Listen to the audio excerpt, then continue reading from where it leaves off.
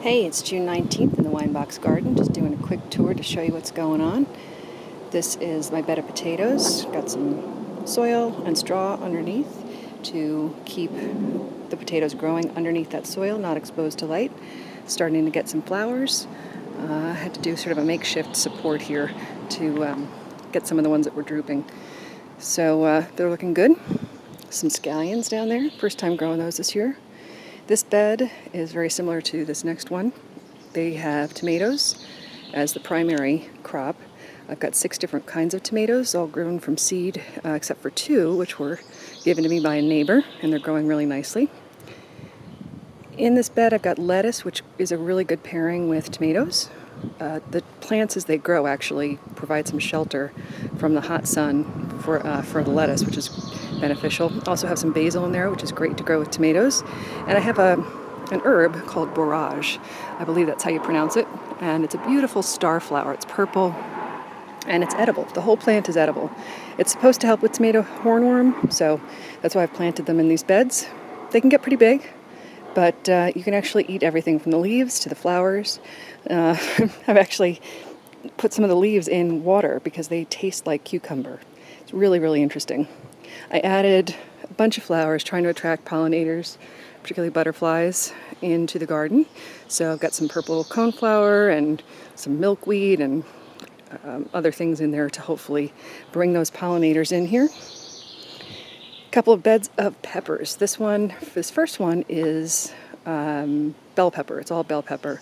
Paired it with some basil and marigold for good companions. And this other bed has my hot peppers. So primarily poblano peppers in these first 3 rows.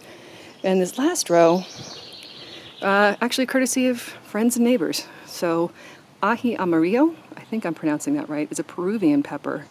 And I've never grown it before, never cooked with it before, but it's apparently a staple in Peruvian cooking. So hopefully I'll get some really good ones and get some good recipes too. Really looking forward to trying that out. Just have one thing of cucumbers. I actually started these as plants from the nursery. I wasn't going to grow cucumbers, but I had sunflower seeds in here that never really sprouted, so I thought, why not some cucumbers? Have some nice basil, some more scallions, and sunflower back there. So I planted some sunflowers in this one container, and they're all coming up. And their heads will probably be on the small side because I planted them pretty close together. These other 3 are just volunteers from the previous year. So these sunflowers are a little bit bigger. I forget which kinds these are, really, to be honest. So we're going to see what they look like when they sprout up. But they were just seeds that were dropped in there from last year. So here are my butterfly-friendly plants. I actually saw a nice butterfly in the garden today when I came out. This has a primary crop of eggplant. Classic eggplant, love to cook with it. And I've paired it in there with calendula, which is in the same family, daisy family, and some marigold in there as well.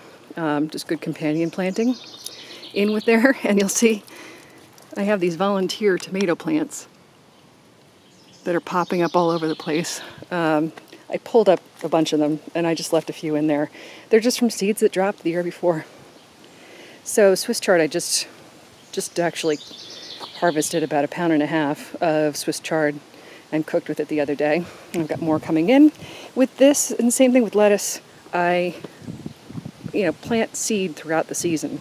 So when I cut back some of what's there, I added seed. So hopefully new stuff will come in as we go through. And I did the same when I first planted the transplants. You'll see there's some newer plants coming in there as well. Broccoli. I have 6 plants of broccoli. Last year I only did 2. It was my first year growing it. So got to allow a lot of space for broccoli, but things are coming in. You can see that each of them has a head now, so it's going to grow. We'll give that a shot. Very good, healthy broccoli. And fennel. So you've got these small pots of fennel.